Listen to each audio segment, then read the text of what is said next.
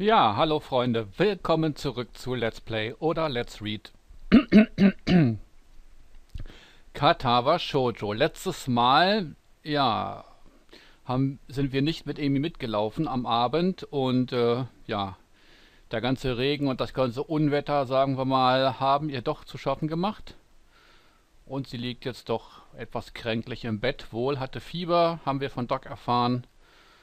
Und wir sind jetzt so nett und schauen mal nach ihr, was denn mit ihr so los ist. Gut, dann wollen wir mal reingehen. Entschuldigt bitte. So, also jetzt geht's los. Standing outside her door, I suddenly pause. What if she's resting? I'd hate to wake her up, especially if she's still feeling ill. Ja, dann klopft doch einfach. Then again, if she sleeps all day, then it could throw off her sleeping schedule. But rest is important if you're ill, isn't it?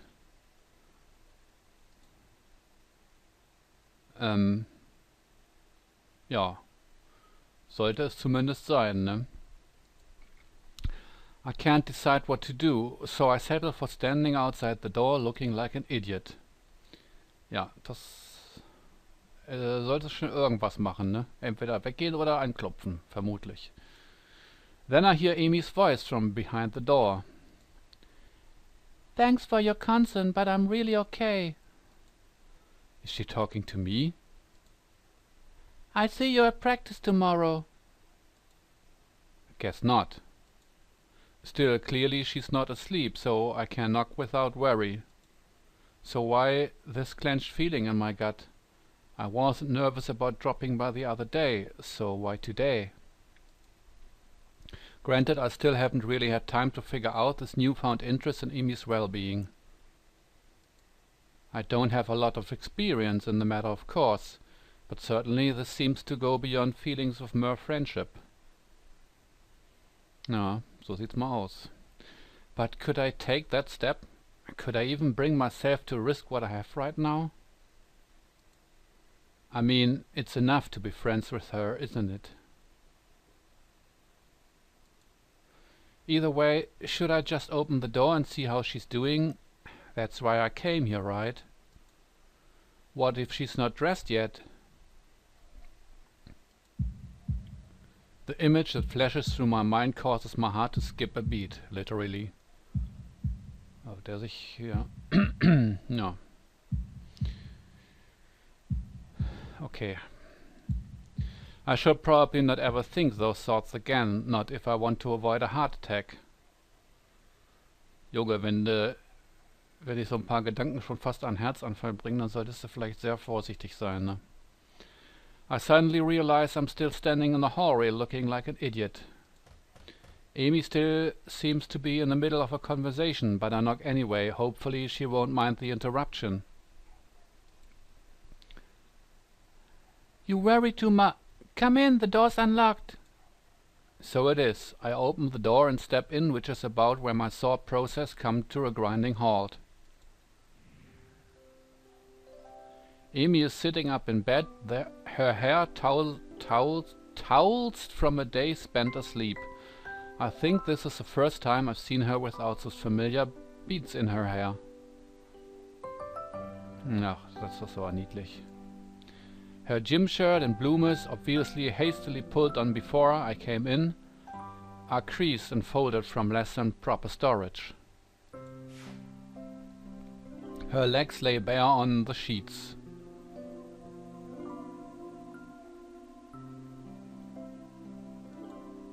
I've never seen Amy without prosthetics before, yet here she is, slender legs terminating in stumps just below her knees.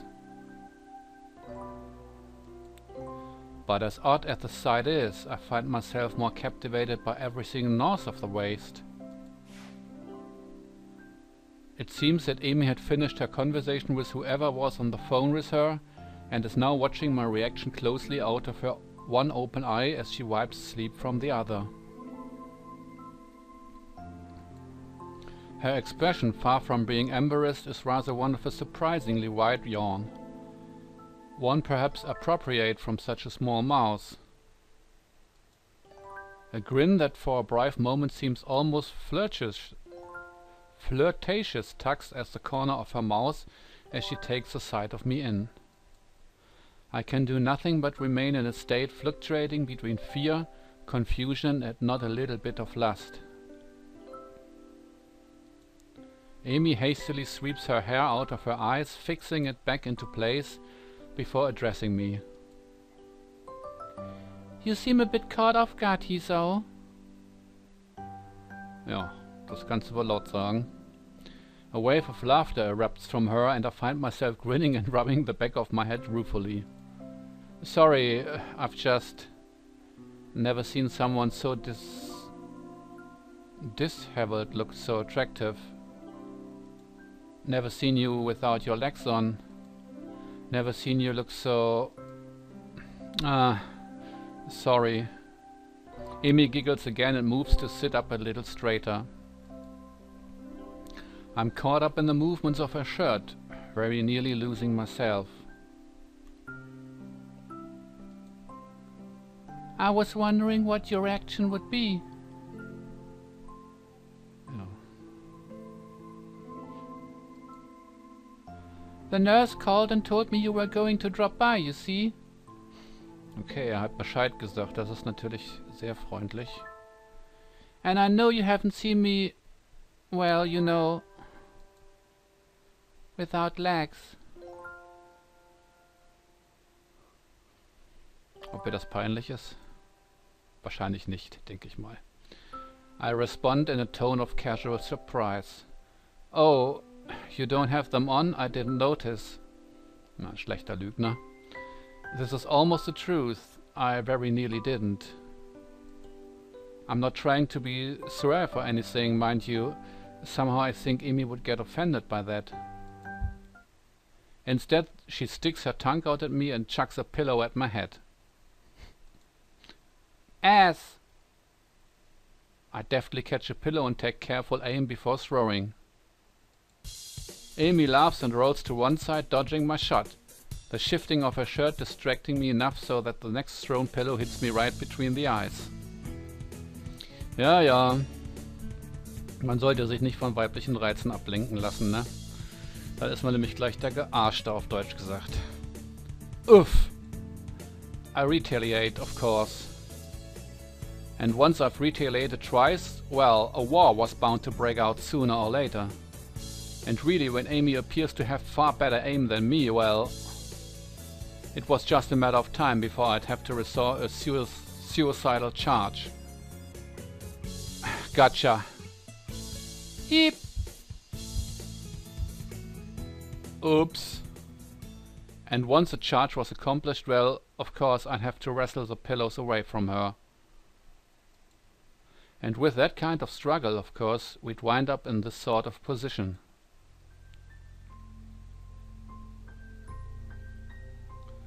And so I find myself staring down at her from my position atop her.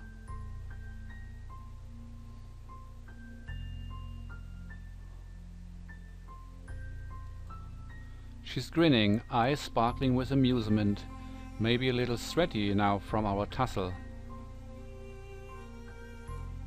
Her chest is heaving up and down, sucking in air. The small bit of my brain that is not currently enraptured by the sight and the smell of her observes that she must still be ill, because her stamina's not what it should be. We stay that way for a while. I'm not sure how long, because everything seems to go fuzzy. Everything that isn't her anyway. Her eyes meet mine, and deep inside them I almost catch a glimpse of... what? Fear? Longing? Hope? Amy? A cough suddenly convulses her, and I'm almost stumbling in my haste to get off to apologize for everything. Sorry, I shouldn't have... It's fine, it's fine. She gives me a reassuring pat on the shoulder. So, what brings you here? She's still breathing hard, and that causes her voice to shake slightly. Well, Before I was so rudely assaulted by pillows, I came here to see how you were doing. This earns me another shove and I very nearly fall off her bed. Amy's eyes sparkle again and I wonder how I ever noticed how attractive they are before. How I never noticed, sorry. Consumprisary, were you? Her tone is mocking, half teasing. She throws her arms across her forehead, dramatically, grin still apparent from underneath. Couldn't bear the thought of me laying deathly ill? As we both recover from our brief wrestling match, Amy appears to fall back on teasing me. Well, I wouldn't say consumprisary, but after you didn't show up this morning like a total wuss. Amy pouts, crossing her arms petulantly and sticking her lower lip out. It's not my fault. Nurse wouldn't allow it. Sure he wouldn't, I completely believe you. Amy sticks her tongue out again. You're such a jerk, Hisao. So, how was your day then, huh? Did you enjoy slacking off? Not really, the phone woke me up pretty early on. The phone? Yeah, the captain of the team called to make sure I was doing okay. Also to let me know it was okay to skip practice. Good, at least she wasn't alone all day. Someone checked up on her. Although I can't help but think that it should have been me. Oh, that's good. He really keeps an eye on you, huh? Amy shrugs. It's his job. Part of being the captain means you know where your team members are when they are not in school. Still, I guess it was nice of him to call, huh? Yeah, sure was. Amy yawns and shimmies down into a more comfortable position. So how was your day? Kind of uneventful, you know. I went ahead and ran by myself and talked with the nurse about how you were doing. I meander through the day's events, none of which are particularly engrossing. That's when I'm distracted by an arm finding its way across my waist. It seems that Amy fell asleep while I was talking, so I draw her blanket to cover us. She's rolled over onto her side and now one leg is thrown over my legs, effectively trapping me.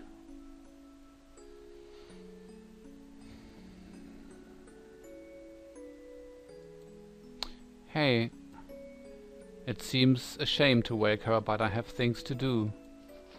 I gently shake her, but in response she only tightens her arm's grip on me and sighs a little. My resistance to this position crumbles rather quickly. The feeling of her body breathing steadily is both calming and incredibly stimulating at the same time. My breathing cannot decide if it wants to relax or speed up. Relaxation wins and I find myself putting an arm around Amy. I think I'm in love. The words slip out and hang in the air unnoticed. At least I hope they've gone unnoticed. Amy whimpers weakly through her dream and her grip suddenly tightens again. For the first time since I've known her, I see tears running down Amy's face. It feels like my heart is about to break. I instinctively tighten my own grip and stroke her hair in what I hope is a soothing manner. Words of comfort, meaningless in the situation, spring to mind. Maybe I should wake her. Are you supposed to wake people having nightmares? I can't for the life of me remember. The decision is taken from me as Amy suddenly jerks awake with a cry. Dad. This is more than I think I want to hear without her knowing. I quickly sit upright and gently shake her shoulder to stir her. Hey, you okay? What a silly question. Huh? What? Hisao? She shakes her head as if to clear it and quickly wipes her eyes. You had a nightmare, I think. Amy shudders again and glances up at me a little cautiously, as if unsure whether or not she's actually up. Yeah, I guess so. You wanna talk about it? A speedy internal debate seems to be going on in her head, which resolves itself with a shrug. Nah, I don't really remember much of it. I'm pretty sure she's lying to me, but somehow I don't think I should press the issue. Amy shudders again and turns toward me, looking a little sheepish. Sorry for falling asleep on you like that. I keep my voice as soothing as I can. Hey, don't worry about it. You've been ill.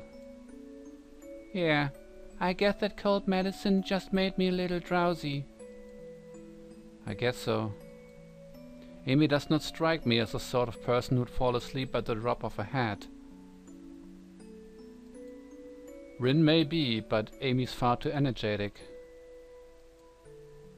Amy gives a half smile at my response, and then just like that she's back to her old self. Well, prepare yourself for tomorrow morning, Hisao.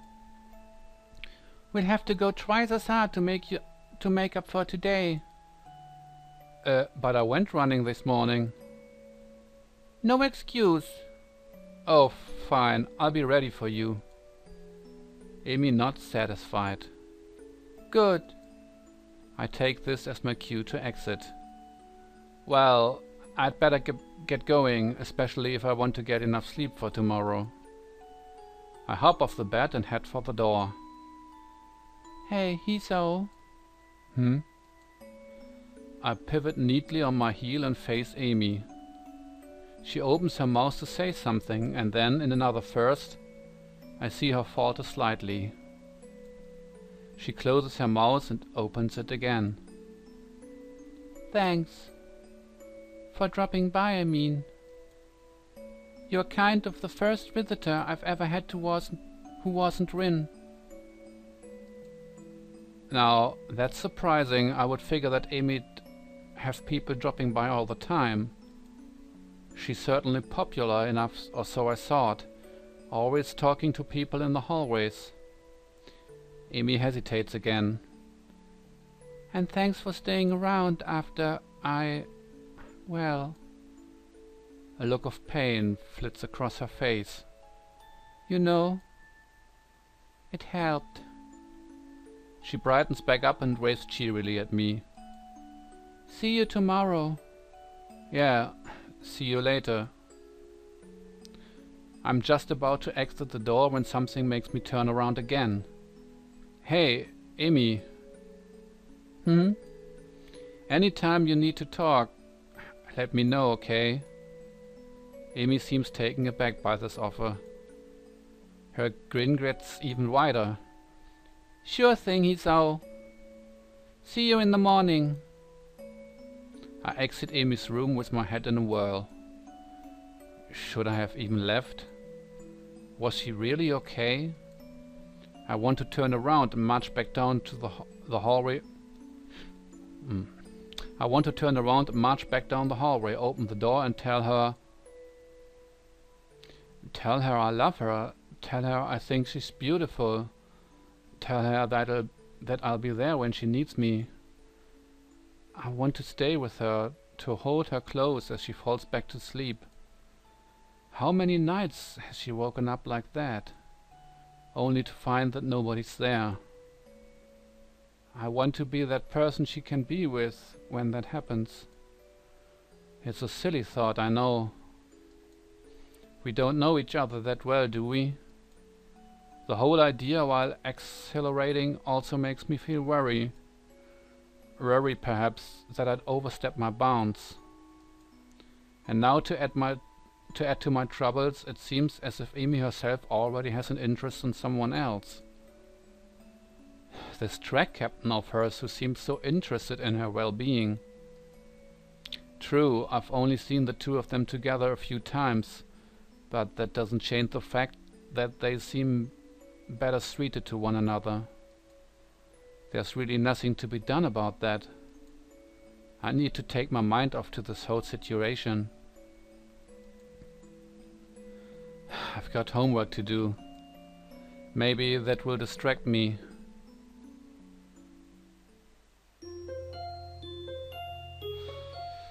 Ja, nicht ganz so einfach die Situation, aber ich denke mal, eventuell überschätzt ihr die Sache mit diesem Captain vielleicht ein wenig. Und was für Gedanken er sich macht, sag ich mal, und so, was er möchte, eigentlich zeichnet ihn das auch aus. Finde ich persönlich, weil er sich ja wirklich, ja, wie soll ich sagen, ich denke, ihr wisst, was ich meine.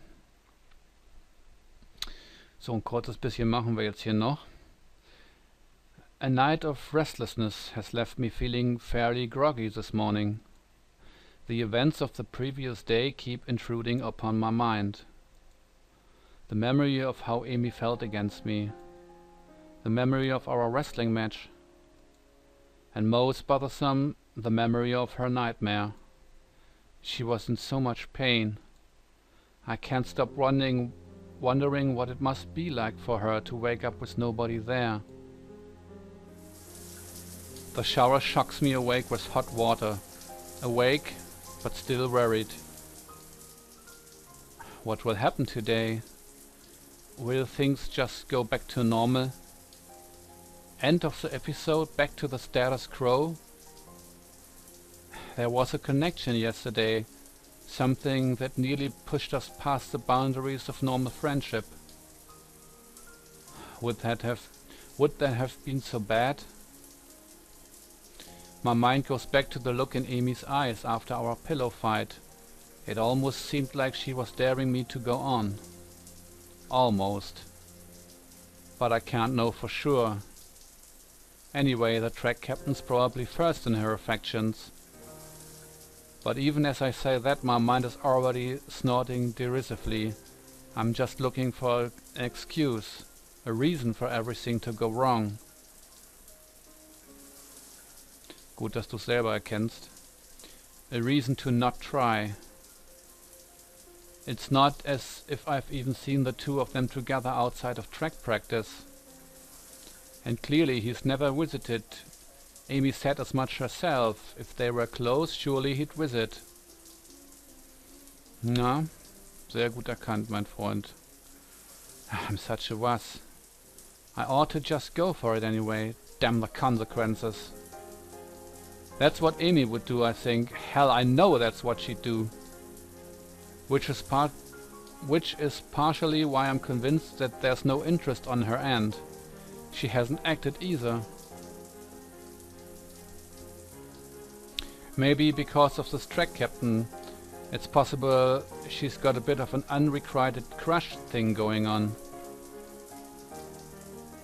Ja. Er macht sich eine ganze Menge Gedanken, aber ich denke mal, das ist auch völlig normal in dieser Situation. Und die Gedankengänge, finde ich, sind auch gar nicht jetzt mal so unrealistisch, eigentlich eher sehr realistisch. Auch wenn sie teilweise vielleicht, ja, durch die, wie soll ich sagen, durch das ganze Durcheinander ist es klar, dass er nicht alles völlig klar sieht und logisch nachvollziehen kann. But who would be able to clarify their relationship? It sure as hell can't be Amy. She'd probably just laugh and ask why I wanted to know.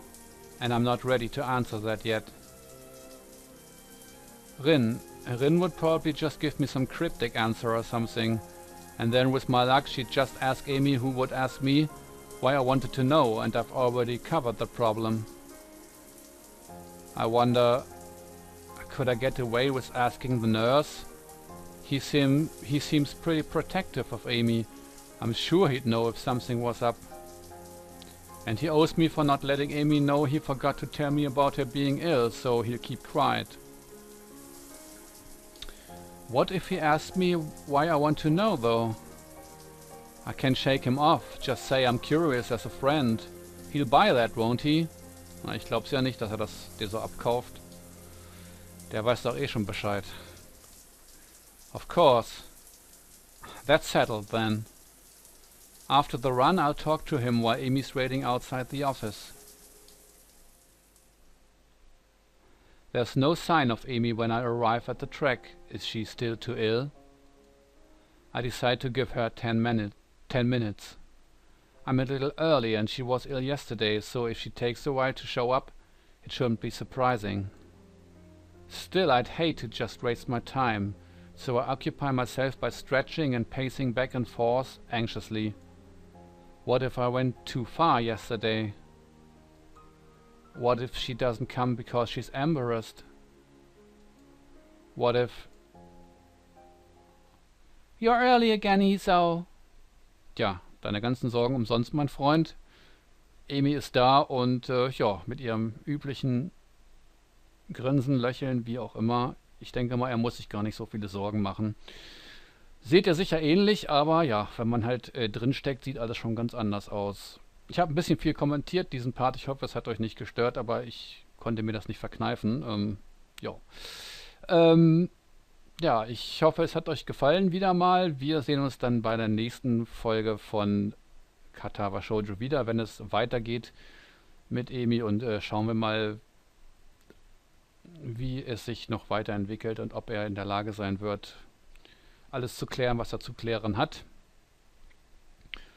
um der ganzen Sache eventuell etwas näher zu kommen. Ja, beim nächsten Mal werden wir das dann erleben. Bis dahin wünsche ich euch noch einen angenehmen Tag, was auch immer. Macht's gut, ciao, euer Jimmy.